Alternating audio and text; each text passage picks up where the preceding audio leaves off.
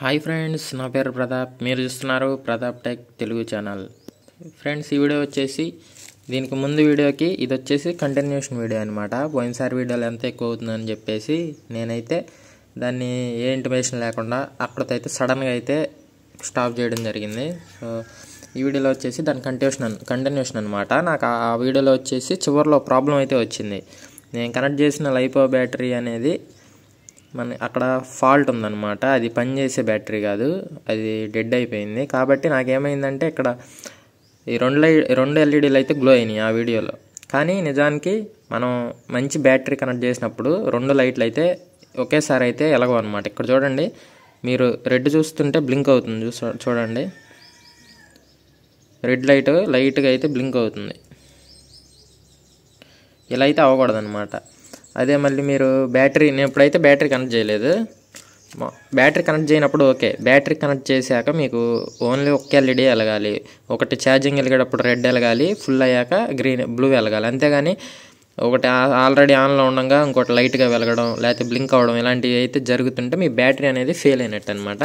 ఇప్పుడు నేను వచ్చేసి ఆ ప్రాబ్లం రెక్టిఫై చేయడానికి నా దగ్గర ఉన్న మంచి బ్యాటరీను దాన్ని అయితే తీసుకున్నాను, కనెక్ట్ చేస్తాను.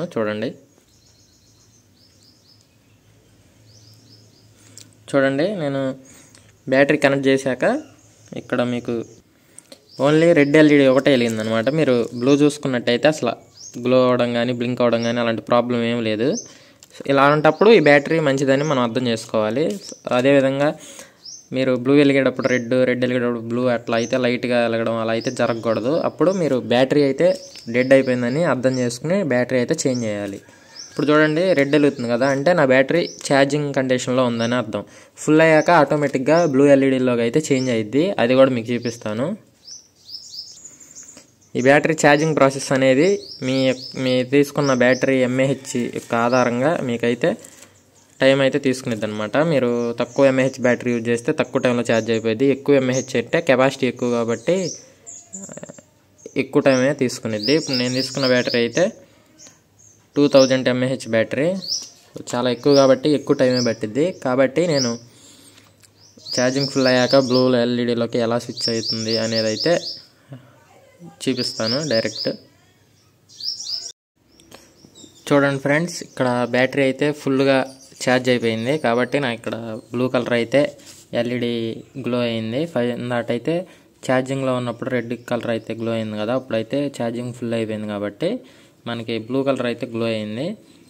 చూడండి, ఇప్పుడు ఈ మాడ్యూల్ యూజ్ చేస్తున్నాం కాబట్టి మనకి ఎంతసేపు అయినా కానీ ఛార్జింగ్ అయ్యే టైంలో ఈ బ్యాటరీ అనేది హీట్ అయితే అవ్వదన్నమాట. ఎందుకంటే ఓవర్ కరెంట్ ప్రొటెక్షన్ ఇవన్నీ ఉంటాయి కాబట్టి ఈ బోర్డులో మనకి బ్యాటరీస్ అనేవి మీరు కనెక్ట్ చేసినవి హీట్ అవ్వవు ఛార్జింగ్ చేసే టైంలో.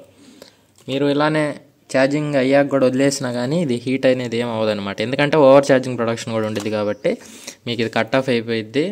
మీకు ఎటువంటి ఛార్జింగ్ అయితే అవ్వదు, ఆల్రెడీ ఫుల్ అయింది కాబట్టి.